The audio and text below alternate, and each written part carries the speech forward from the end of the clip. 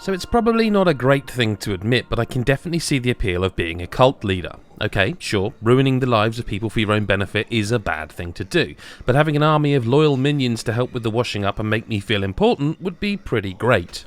But I doubt I'll be in charge of a cult anytime soon though, so I guess Cult of the Lamb will have to do. As a poor innocent lamb on the way to be sacrificed to 4 ancient gods, life isn't looking great for you. Fortunately for our fluffy protagonist, a mysterious chained entity known as the One Who Waits has a plan in mind. If you agree to start a cult in his name, he'll grant you the powers you need to take down the baddies about to slice off your head. Obviously you accept, and your life as a cult leader begins. Any good cult leader knows that you need to look after your devoted followers, and you'll spend a lot of your time in Cult of the Lamb doing just that. Your flock will only stick around and pray at your shrine if they have a place to sleep, a full tummy, and a clean environment, so building up your village to create a somewhat acceptable place to live is the first order of business. You'll need materials like wood and stone to make the facilities you need to keep the masses happy, so ordering them to clear out the area for supplies should be an immediate priority. You won't have the ability to build anything though until you've gained enough faith from your followers to unlock it in the skill tree. You'll start off researching sleeping bags and plots to plant seeds, but before you know it you'll be making cozy houses, toilet facilities and speakers to pipe your community full of propaganda and get them working harder. Gathering supplies and upgrading your village is a really compelling gameplay loop, with plenty of tough decisions to make along the way. It's completely up to you how you want to guide your followers. You can try to keep them in line by giving them a decent life, or you can strike fear into their hearts and make them suffer a bit. Nothing stops somebody from trying to start a revolution better than a few days in the stocks, except maybe sacrificing them to the gods in a ritual for all to see. Although having a load of gullible followers is important, the actual goal of Cult of the Lamb is to destroy the 4 gods that imprisoned the One Who Waits to free him from his shackles, and this is where the roguelike portion of the game comes in, so get ready to grab some gear and fight some cultists. I should say that I feel the term roguelike is a bit misleading here, because while the dungeon crawling sections of Cult of the Lamb are randomised, they aren't particularly punishing, especially in regards to long-term consequences. You might just lose a few supplies. Each god's land is split into 4 sections, with a boss at the end and plenty to slay in between. The combat is vaguely reminiscent of Hades, with plenty of melee action and an emphasis on dodging if you want to make it through an area. At the start of each run, you'll be given a melee weapon and a curse attack, which both come in all shapes and sizes. There are quick weapons like daggers for combo lovers, hefty axes, and even more unique options like claws. The curses are even more varied, ranging from fireballs and homing magical missiles to poisonous bombs and summonable tentacles. As you go through a dungeon, you'll be given the opportunity to swap your gear for more powerful equipables, as well as offered tarot cards that give you a buff that lasts for the rest of the run. These power-ups are often simple but very effective, with options such as health boosts, an increase to attack speed, or even adding damage to your dodge roll. Whenever you find a tarot card room, you'll be given the choice of 2 cards, and because they're fairly self-explanatory, you won't have to worry about learning a new roguelike language to make the right decision.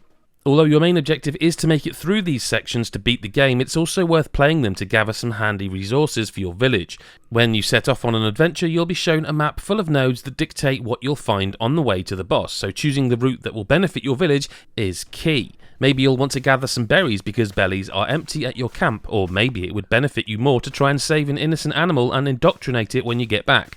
The way the different gameplay sections complement each other is truly wonderful and make Cult of the Lamb very hard to put down. Once you get back to the village after a successful, or not so successful adventure, there'll always be something demanding your attention. Each new day offers the opportunity to deliver a sermon at your temple, which grants you points you can use to upgrade the gear you find while scrapping. But there's also, without fail, poo to clean up, and tummies to fill with delicious bowls of grass. When everything is settled in your community, you can take a bit of time to look after your individual followers. Each one of these adorable critters has a devotion meter you can level up by giving them blessings, bribes, gifts, and other bits of personal affection. Leveling them up will give you pieces of a holy tablet, which are hugely important, because when you have enough of these, you can create a whole one and you can assign a new doctrine to the cult. The doctrines are probably my favourite aspect of Cult of the Lamb. These rules you place on your villagers will make your life a lot easier, but you'll have to pick between two wildly different options. One doctrine might give you the option of learning a ritual that allows your flock to rest for 2 days to boost morale, but another will prevent them from sleeping for 2 days so more work gets done. There's a doctrine to make villagers happy anytime they witness a sacrifice, a doctrine to prevent grass from potentially giving them the shits after scuffing it, and even a doctrine that allows you to walk up to any member of your cult and murder them in cold blood. Choosing different doctrines will change the entire way you play the game, and it makes replaying the game even more appealing. When you aren't adventuring or building a little slice of heaven, you can explore areas outside of the village and meet the locals. In these areas you'll find all manner of side activities and missions, ranging from a compelling fishing minigame to store-stocking brand new tarot cards, and of all of these none stole my attention quite like Knucklebones.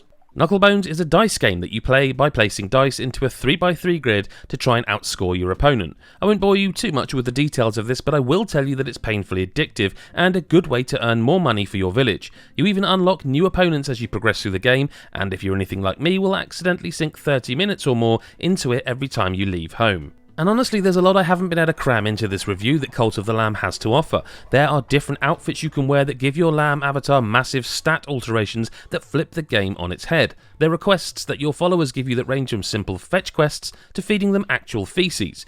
Cult of the Lamb is a really deep game, but one that never feels overwhelming or too complex.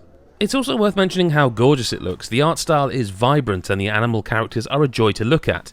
Having a cult of charming and adorable forest critters makes the horrendous things you do feel a little bit less morbid, although the fantastic animations did make me feel a little bit guilty when murdering them for stepping out of line. Cult of the Lamb combines elements of many fantastic and engaging genres, games and franchises to create a compelling experience unlike anything else.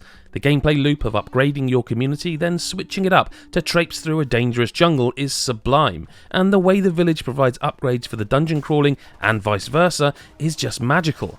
I can't remember the last time a game held my attention quite so tightly as Cult of the Lamb, so get yourself indoctrinated and give up all your worldly possessions today. Which is why we're scoring it a 9.5 out of 10.